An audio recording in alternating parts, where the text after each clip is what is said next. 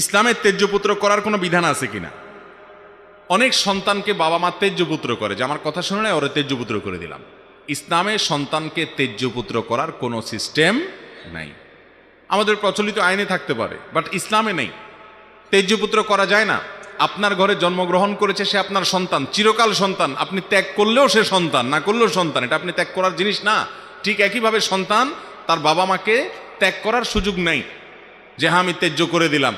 কোনো কারণে যদি তার থেকে দূরে থাকতে হয়, বিশেষ কোনো হেকমার ভিত্তিতে, সেটা জায়েজ হতে পারে শর্ত সাপেক্ষে। বাট তেজ্যপুত্র করে দিবেন, সম্পদের ভাগ দিবেন না, এই ক্ষমতা আপনার নাই।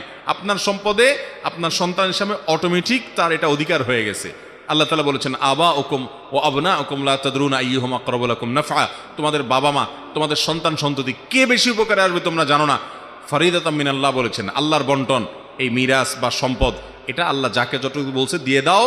তুমি বসে শেয়ানামি বা পণ্ডিতিমি করতে যাবা না, যে অমুককে দিব অমুককে দিবা না। এই জন্য সন্তানকে তেজ্যপুত্র করে সম্পদ দিবেন না, সেই সুযোগ নাই। হ্যাঁ, কোনো সন্তান যদি তার বাবা মাকে হত্যা করে, এমনকি ভুলবশত হত্যা করে ফেলে, তাহলে নবী সাল্লাল্লাহু আলাইহি ওয়াসাল্লাম হাদিস আছে, সে বাবা মার সম্পদ পাবে না।